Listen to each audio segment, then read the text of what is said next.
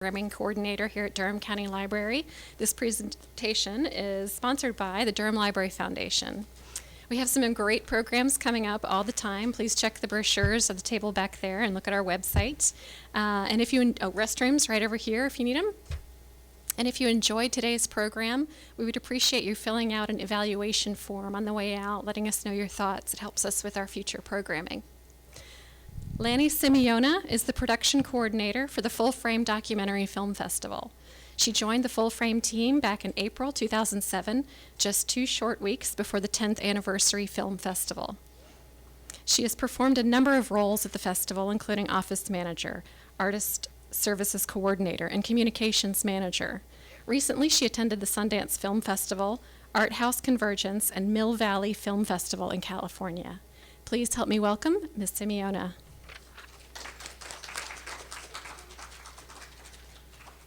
Hi everyone. I'm going to take this microphone off because I don't like to stand behind podiums.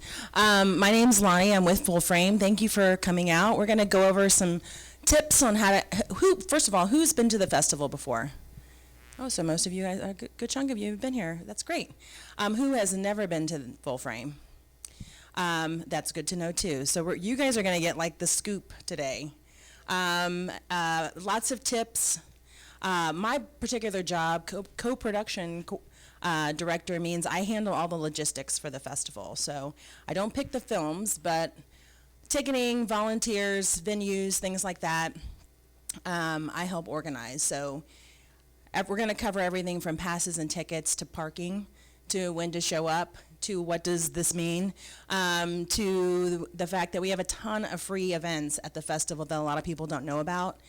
So hopefully if people are interested and you want to come and see some events, the free items or the free events are usually the best way to sort of dip your toe in the Full Frame stream there, so to speak. And since we have a nice sized group here, if you're here towards the end, we'll be handing out some ticket vouchers for this year's film festival that hopefully will enable you to come down, see a movie for free, and check out the festival for those that are new. I'm going to look back and forth because my notes are actually on the PowerPoint presentation. But if you have any questions along the way, just raise your hand and we're going to keep this as casual as possible because sometimes as we go through things, people have questions right away. So Full Frame, what is it? Where is it? Why do we do it? Full Frame is an annual 4-day event. It's morning to midnight, Thursday, Friday, and Saturday, usually the first or second week of April. This year our festival is April 7th through the 10th. It's located in downtown Durham. Normally our venues are in the Carolina Theater, the Durham Convention Center, which is attached to the Marriott, and also the Durham Arts Council as well.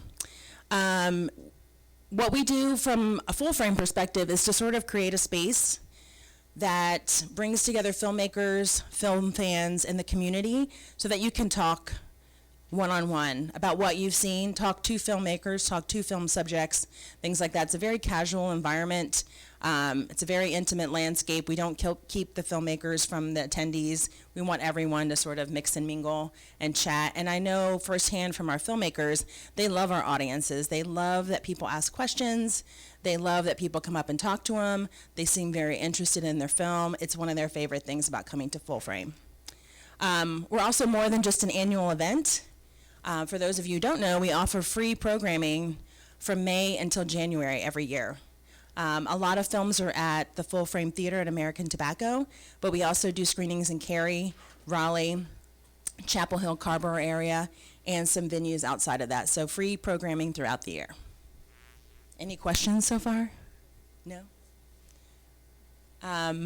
What some people, I guess one of the misconceptions about a film festival is that it's like going to a multiplex. It's like going to South Point. It is nothing like going to South Point. It's more like going to Comic-Con or a convention or something like that. There are pass holders. People are there for a good chunk of the time. You have to be prepared for crowds and things like that. It is definitely more of a convention type atmosphere than a multiplex. Each day of the festival, there can be anywhere from 8,000 to 12,000 people on the landscape. Don't let that scare you from coming out. But that's pretty much how many people we have all 4 days of the festival, anywhere from 8 to 12,000.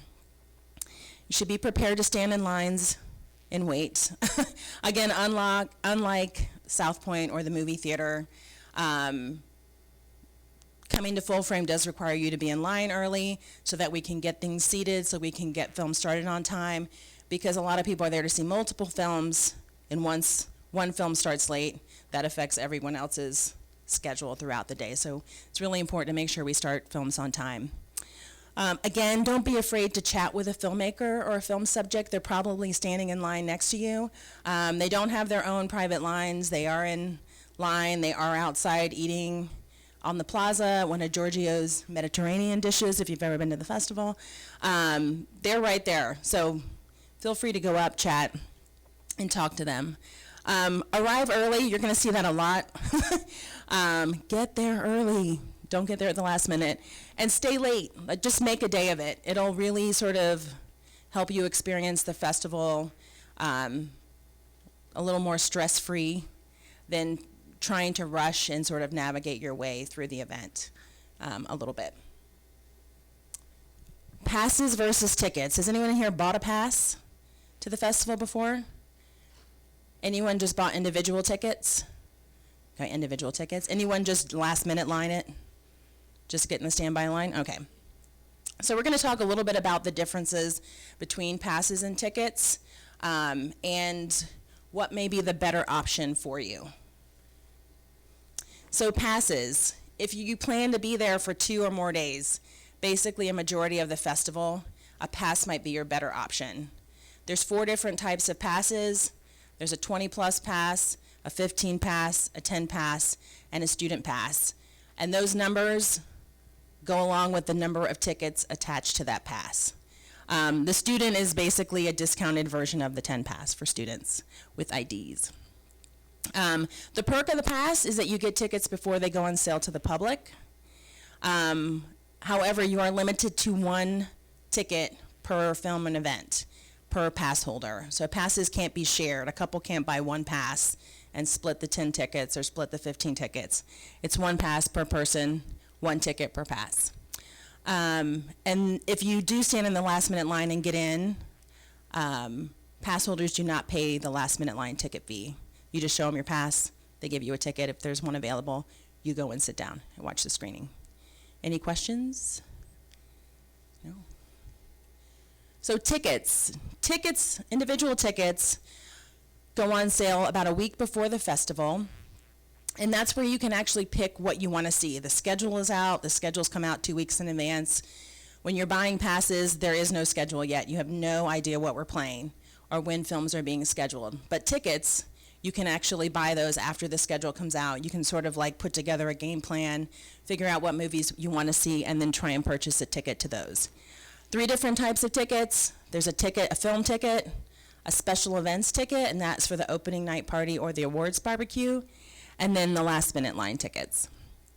And then there are discounts this year for anyone with a student, educator, Duke, or military ID. As well. Non-pass holders can purchase as many tickets as they want to 1 screening.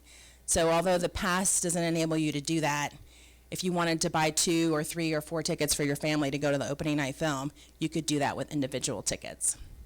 And then last minute line tickets are cash only, first come, first serve.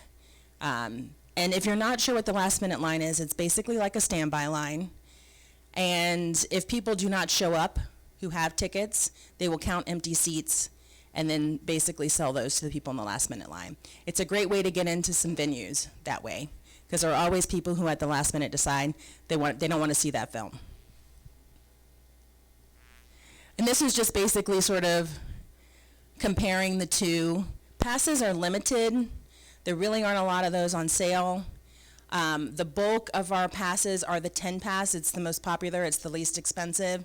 Those can sell out day 1 in like an hour or less. And then tickets, like I said, go on sale about a week before the festival, individual tickets. Questions, concerns? Yes. February 11th at 11 a.m.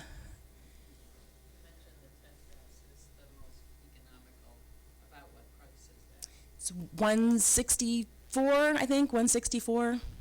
It includes sales tax. If you don't know, North Carolina passed a sales tax law a few years ago. So all of these events had to add sales tax to their costs. If you have an ID, sure, yeah. Those tickets, I think normal ticket prices are $16. It is $14. The discounted price is $14. It's for films, and the last minute line price is $15 because that's cash only. And there was a question over here. Yes, a film ticket. Yes.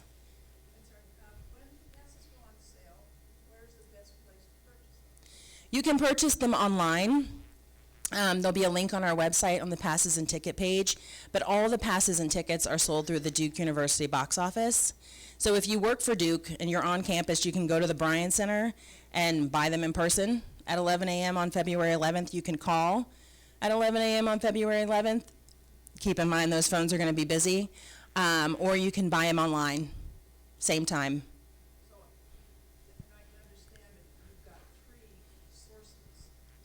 Right. If you're standing in line, and then of course somebody's doing online or phone, and you get up to the window and they're all sold out.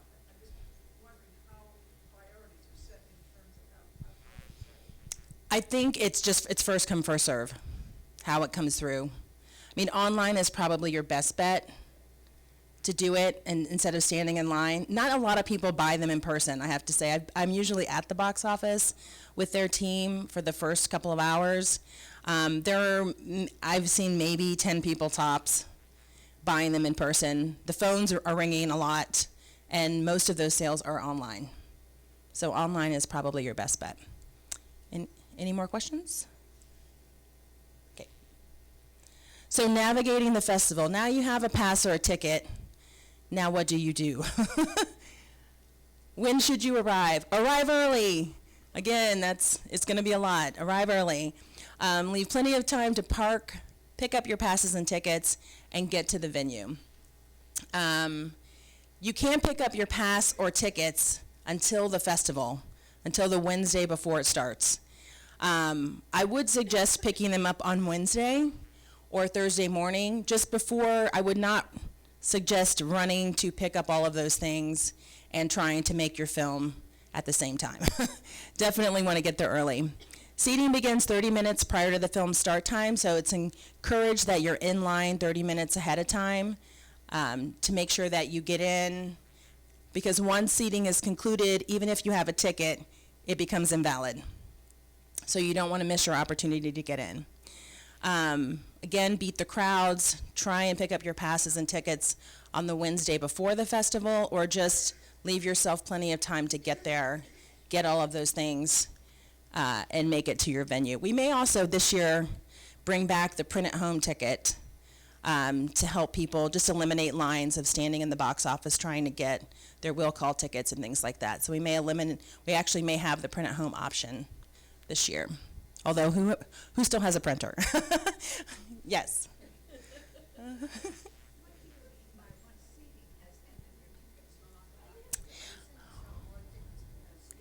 No, what happens is when the film starts, we will count the seats remaining and when the program starts and fill them from the last minute line. So basically, once the film starts and you haven't shown up, we do not do any late seating.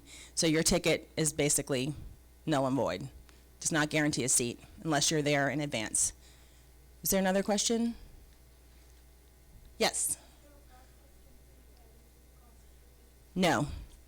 All of that, the service fee, the sales tax is all built into the ticket price. And that's the same for passes. There's no extra fee, there's no extra tax. The cost of the pass is exactly what you pay at the end. It's all built in to that price.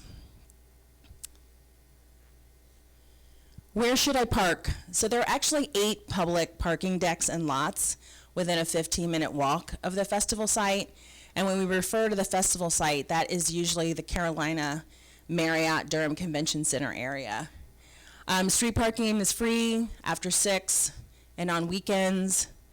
But make sure if you're parking there during the day, you will get ticketed if you're there for like longer than 1 or 2 hours.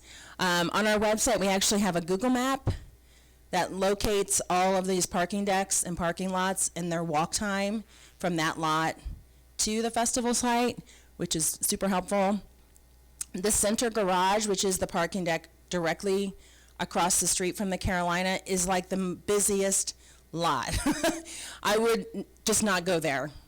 I would pick another lot and just take a few extra minutes to walk, because the lines are always really long and it usually fills up first. Unless you're coming later in the day, I would probably avoid that parking deck altogether. And as you know, parking is limited downtown. There's a ton of construction, and there will continue to be a lot of construction even through the festival. So if you can carpool, if you can take public transportation, we actually bring in extra bike racks. So if you can bike, we have bike racks all over the plaza, at the Carolina, in the parking decks, next to the Durham Armory, things like that. Yes? We may have to eventually get to that, but it's part of that problem is the availability of a parking lot. So a lot of parking lots are privately owned. A lot are now under construction, like towards 147 near the Durham ballpark. We did have that lot one year for volunteers, but even that is now, I think they're going to build there, so that's gone. If we could find a nearby parking lot that was not occupied, because during the day it's very difficult. There's the measurement ink lots that people park in for, like the Durham Farmers Market, but because their offices are so busy, we don't have those lots during the day. We just have them after 5 o'clock for volunteers. So it's just parking's limited all around. I think if we could find a lot that was close enough, we may have that to do that option of busing people in. It's a good question and good solution, or good thought to put out there. Any other questions? Okay, where do I pick up my pass and tickets? Starting Wednesday, April 6th at 2, our pass pickup and box office will be open. They are located in the Durham Convention Center, which is attached to the Marriott downtown. So right in that corridor, there'll be tables set up where you pick up your passes. And then behind the pass pickup tables, in a room, is our festival box office. So if you've gotten tickets in advance, they'll be with your pass. If you have will call tickets, you pick them up in the festival box office. But you can also buy tickets online up until 2 hours prior to showtime. So if you're at home thinking like, I don't know, maybe I'll go see a movie, you can buy tickets online up to 2 hours. And if we have the print at home option, you can print them home, or at least you know you have a couple of hours to come in, get your tickets, and make it to the venue. Okay, festival on a budget. This is my favorite part. How to do it for $0. What's free at Full Frame? So every Friday and Saturday night, we have free outdoor screenings in Durham Central Park. And there's usually a food truck rodeo before that. So you can come out, get some treats, and see a movie for free.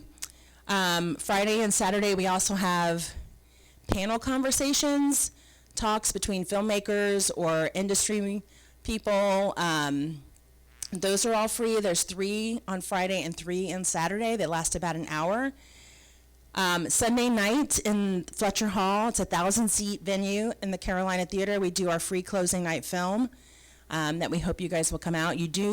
Some of these events you need tickets for, but they're free.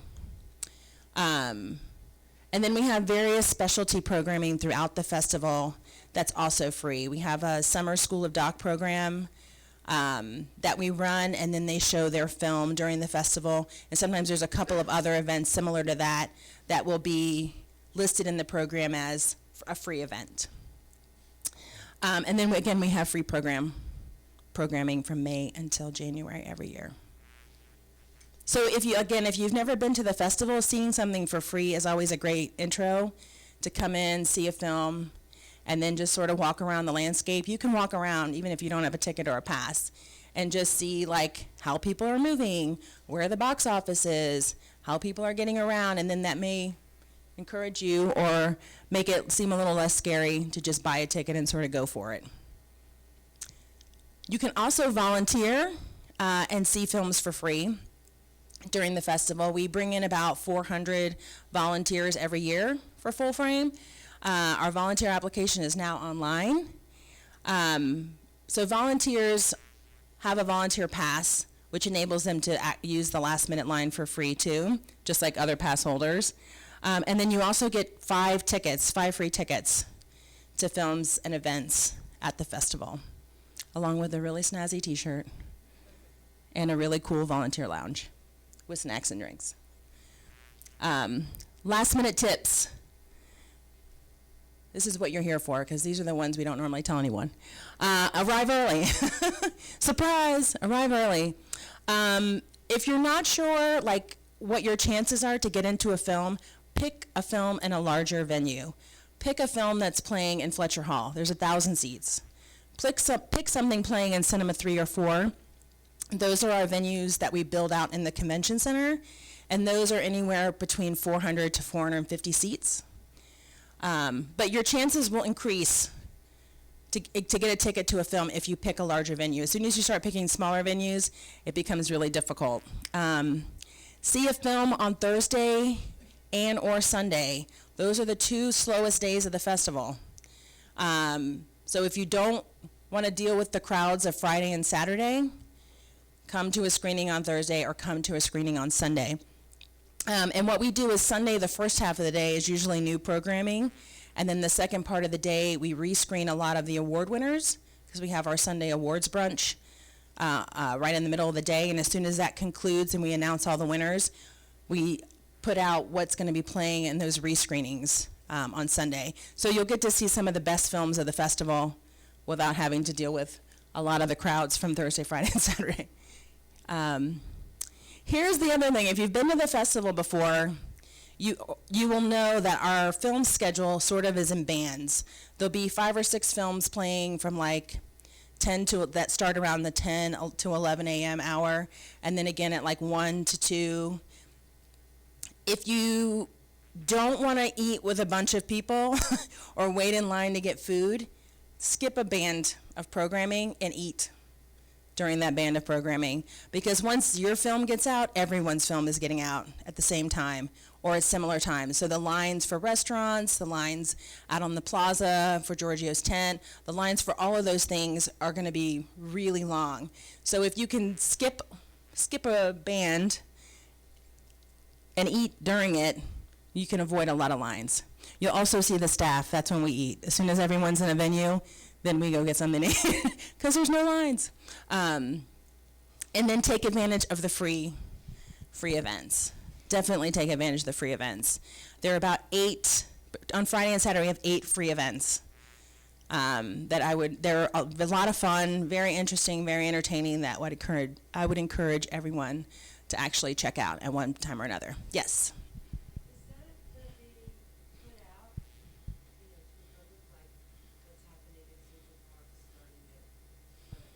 Yes, those usually get announced when the film schedule goes up.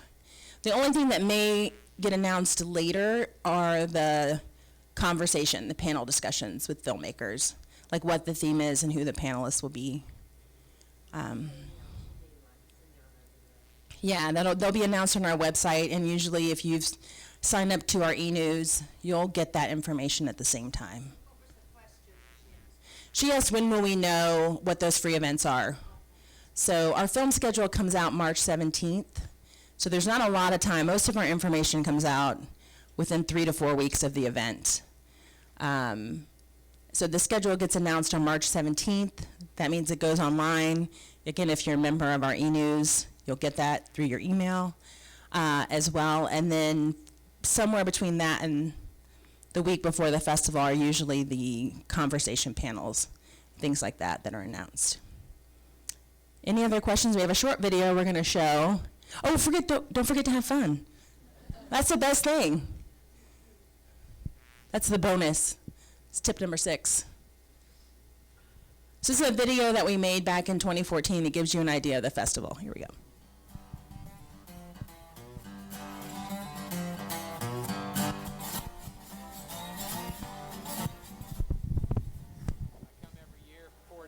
Solid days and watch probably 20 films in a row. It's so wonderful that it features docs. It's just good to be down here, be able to check out projects, get some inspiration to work on my own, meet some great filmmakers.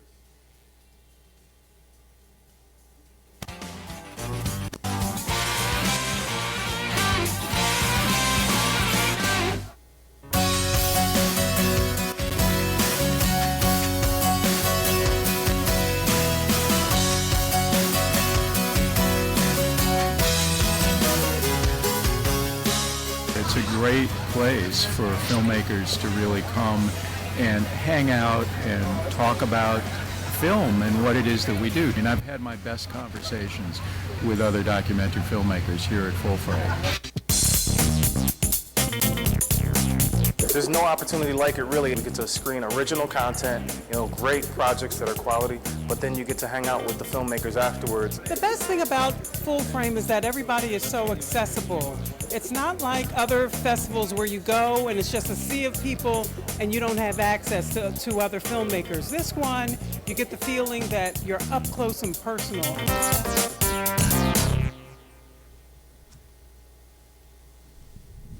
And that is our presentation. Does anyone have any other questions? Or now's your chance to ask them, I guess. Yes? Could you tell us more about volunteering? Because a friend of mine said that she was on the list for 2 years before she got called to volunteer. So how many volunteers do you need, and how difficult is it to get on as a volunteer? We bring in around, I would say, anywhere between 400 and 450 volunteers, and that includes like our projectionists and things like that, because we actually bring all of those people in as well, the people who are running each venue, each screening venue. Between 400 and 450, over half of that, or maybe even like 60%, are returning volunteers usually. So the number of spots that are really open are very small. I would say maybe 200 or less for that. We have made a couple changes this year. Some of them were due to some special requirements at Duke, so you have to be 18 years of age or older to volunteer. You have to be available at least 3 out of the 4 festival days, and you have to be able to work 3 5-hour shifts. Some of those shifts vary. It depends on the job. So some may be less than 5, some may be more if people want to work. But there's an application online. You fill out the application. If you meet those requirements, you fill that in.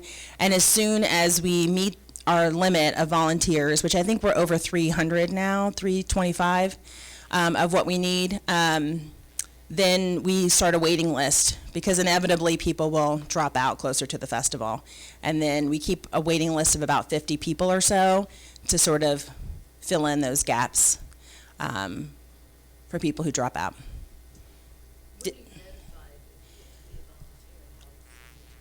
On or before March 1st. March 1st is like the very last date. You'll probably be notified by mid-February for volunteering. Yes? If you only have time or money to see 2 or 3, and you want to have a synopsis of the various films ahead of time, depending on the ones you really want to try to see, what's the best way to get that? Years ago, they used to put out a print thing that had a little one-sentence synopsis.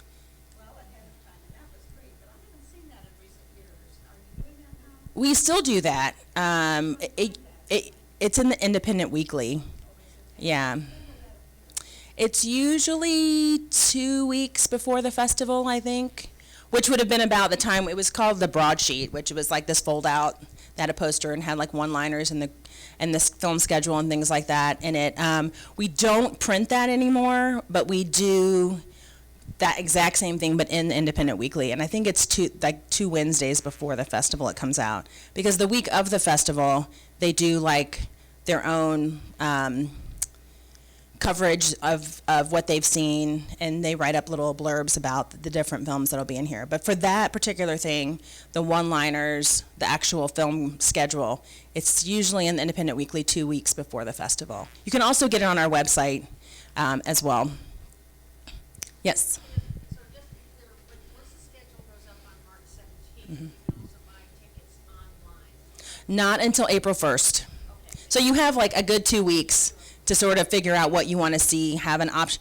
I always say pick something you want to see and have like 2 or 3 options, in case that is sold out.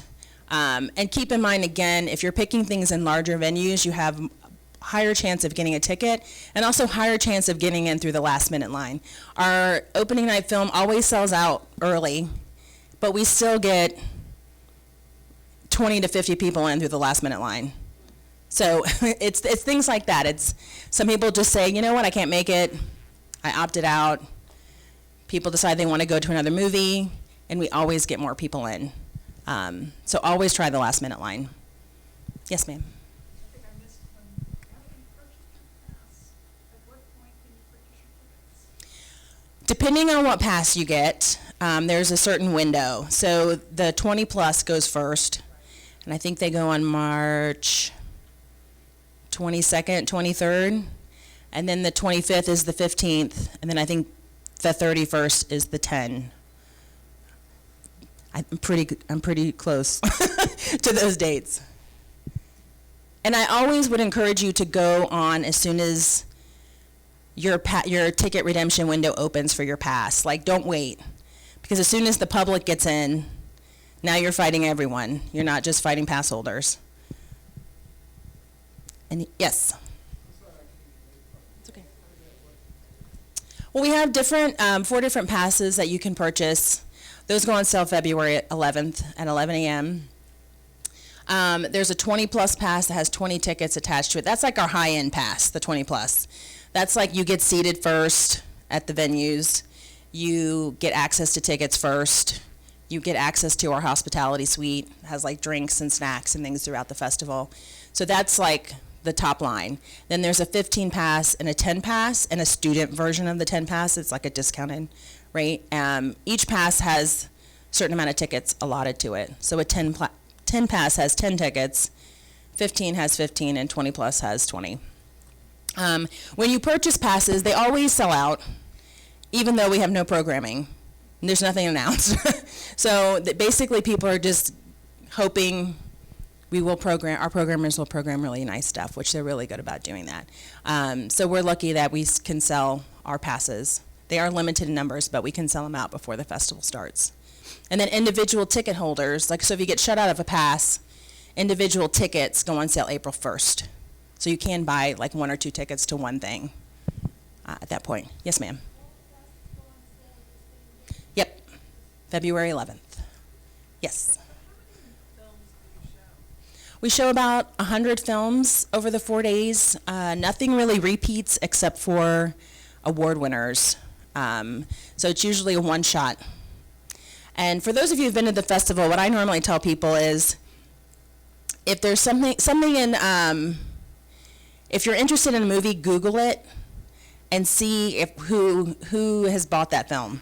So if HBO has bought it or Netflix has bought it or something like that, it's probably going to show up again on HBO or Netflix. So if you really want to see a film that you probably will never see again, you might want to pick something else, which I encourage people to do. Some of these films, I think one of the misconceptions is people think, oh, this film was in a film festival, I can just see it later. Unless it's picked up by a distributor, you won't see, I'd say 60% of these movies again. It's a one-time deal, unless they self-distribute or something like that. There's, if they're lucky enough to have their own website and so they sell their own DVDs if they don't get picked up. But a lot of times it's your one shot to see some of these movies that probably won't get seen again. Yeah, we do. We have people from A&E. A&E sponsors our speakeasy, like our conversation panel. We have people from HBO who come, and from a couple other distributors. Usually there's someone from Magnolia Pictures, which has quite a bit of the more popular films, but we have quite a bit of distributors who are here looking at films. Yes, ma'am.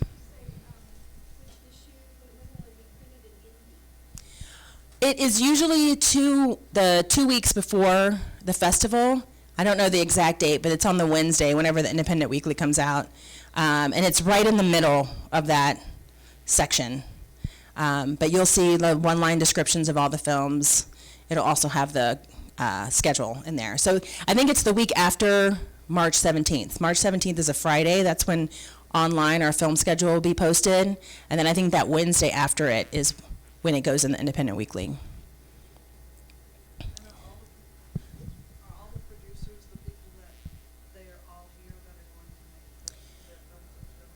We have probably about, of the 100 films we show, I would say we may have 75 may have a filmmaker attached as well to it that comes. Some people just are filming other things and can't make it. Some people are overseas and can't make it in. But we have a good rate of filmmakers who are in attendance. And always wait at the end. Sometimes subjects of the films are also here. And a lot of people don't know. They're like, oh, I don't want to be at the Q&A. And as soon as they get up, it's like they bring the subject out, and then it's like a mass rush back to their seat. You know, people just want to hear from the subject. So I always say just wait for, you know, if you're going to wait for the Q&A, I would wait through a good chunk of it, just in case the subject's there. Because that's always one of the great things is, you know, you can go to a lot of film festivals and meet the filmmakers, the people that put it together, but when you actually have a chance to meet the subject of the film, it's pretty amazing. There's been some memorable subjects I've met over the years. Yes, you may. Are many of the filmmakers from this area, or are they mostly from other places? Mostly from other places. So not Yeah. really from No, I think there are North Carolina filmmakers who submit to the festival, but it is an international recognized film festival, so we get a lot of filmmakers from from everywhere. Iran, Iraq, all places in Asia. A lot of Denmark has a really big, I think, documentary community. The Netherlands, Canada, Eastern Europe, but they're mostly from outside of North Carolina. I was on the judging for the New York Film Festival for a couple of years, 100 years ago, 90s, and it was like that there. The local people, the local producers were always but anyway, Yeah, it's one of those things. I feel like it's tough to try and like sort of bridge that gap a little bit, but our programmers are trying to find the best work out there. So it's whatever the best work is and wherever the best work's from, I think. You mentioned there were other, I'm sorry, Go ahead. you mentioned there were other films, I don't know anything about film festivals. You mentioned there were several. How would you characterize this one as contrasted to others? Well, I just came back from Sundance. That's the first time I'd ever been to Sundance was this year, and I only spent a very quick whirlwind of like 2 days. It is a very different film festival than what we have here. But I think at Sundance, a lot of films are trying to be picked up by a distributor. I think it's a market, so you're trying to sell your film. I think what Full Frame offers is, one, it's 4 days versus 2 weeks that Sundance is.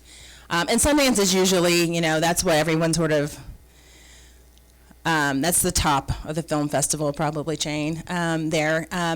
But what Full Frame is, it's 4 days. People can come and attend the whole 4 days. People don't normally go and stay for 2 weeks at Sundance. Also, it is, filmmakers are very accessible, I think, at Full Frame. You can talk with anyone, anytime. Like I said, we don't keep them apart. And actually, the filmmakers like it. If there's one thing we hear a lot from our filmmakers is they don't want it to be anything more than it is. They like to come here and meet other filmmakers that they've been wanting to meet and get to know for a long time. They want to go and see other films that they heard about at Sundance but never got a chance to see. They want to go see these movies. They want to talk to the people who are in their film, like the audience. They want to hear back from the crowds and what they liked, what they didn't like. They want to talk to everyone. It's definitely more of a filmmakers festival that way. They like the intimacy. They like coming here. They have their own like restaurants that they know about, and they come back every year. And they're like, we're going here, here, and here, and then they train all the new filmmakers. You got to go here, here, and here. Yeah, it's for us. It's more like a family reunion. We get a lot of returning filmmakers, even if they don't have a film in the festival, which is kind of nice. Yes, ma'am. What's the relationship between the film, Full Frame, and the Center for Documentary Studies? We're actually a program of the Center for Documentary Studies at Duke. Yes. That is our connection. And Duke is one of our major sponsors. Technically, I would say I'm a Duke employee. It,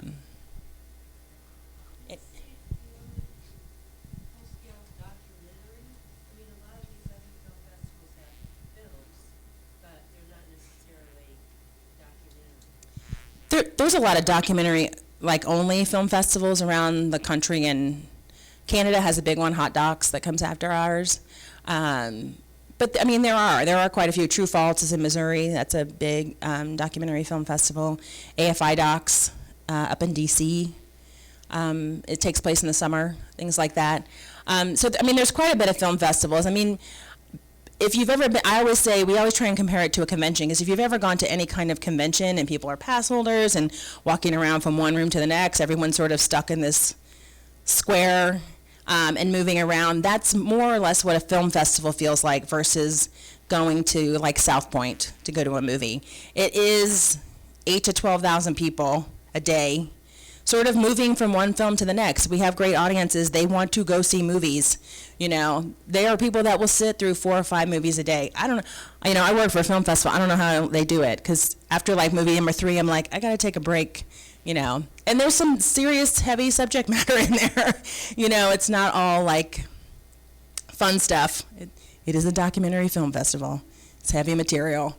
But I mean, you can choose wisely. If you are at the festival and you come across me at any time, always you can ask me for selections, because I try and watch all of the upbeat, uplifting docs, so that I can go tell people, I'm like, hey, if you've had enough of like genocide, you know, this one's really uplifting and will make you laugh. You know, I try and watch all of those just to give people an option. Like, if you've had a lot of heavy material, go see this. You know, it'll give you a good chuckle. Yes. You described a lot of the logistics and knowing how much time between films you should allow. What is your counsel? I think, well, the schedule is slightly different every year, because it depends on running time of films, and if filmmakers are in attendance, we have to build a Q&A in at the end of their film, about a 20-minute Q&A at the end. And I think normally there's about an hour or so between bands of programming. There will be a few places. I think 21C, their bar is going to do this, and I think the Marriott may do this too, is they'll have like full frame menus. So they'll have like an abbreviated menu that you can run over, get something quick, and go to your next film on time. So we've been trying to encourage more restaurants to do that, because there is a short turnaround for a lot of people to try and get food and then get in. If you're not in a rush, like I said, as soon as those films start, I would go eat. I would go pick a restaurant and go eat, because then you can have it probably to yourself for the most part. Yes, sir.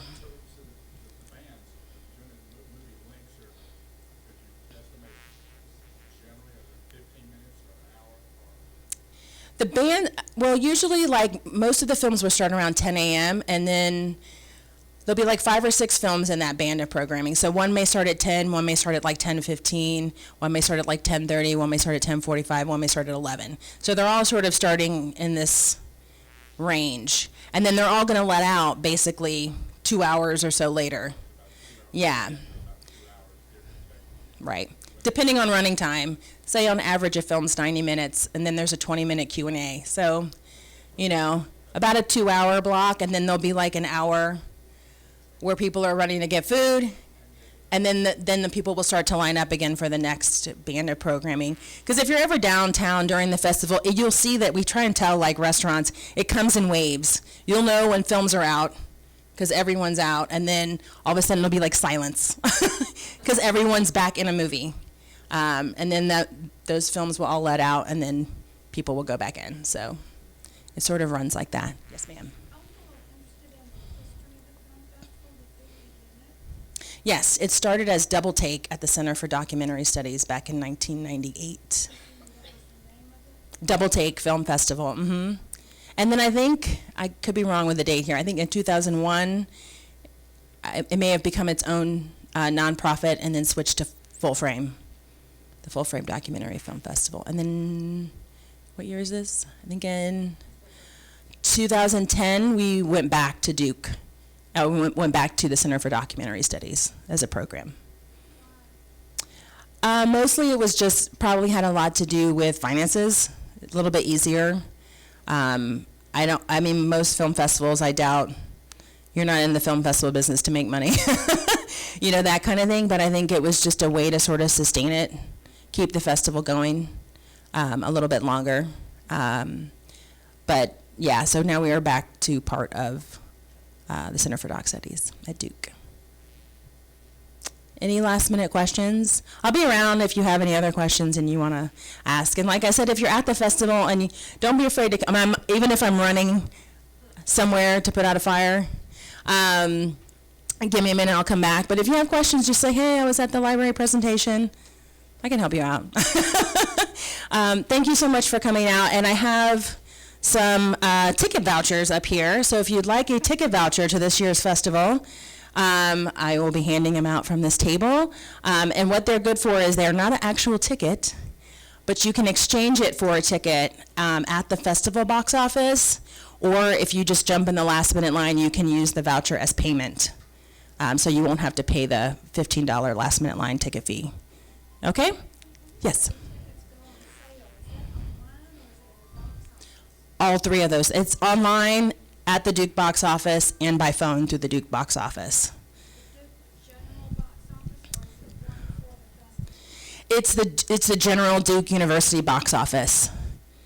So with 4 passes and 4 individual tickets, there are 3 ways to get tickets. You can do it online, you can do it in person, or you can call them. And it's the same for passes and same for tickets. Any more questions?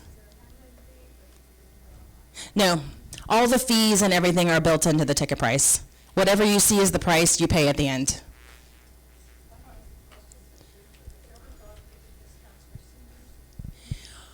This is the first year we've done discounts, I think, outside of Duke.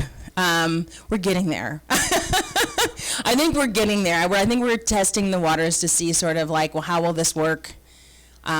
Because we don't run our own box office, we use Duke's box office. It's making sure they can do all of those things too, and then we don't want to like throw everything at their lap at once. We're like, okay, if this works, then we may roll in that option.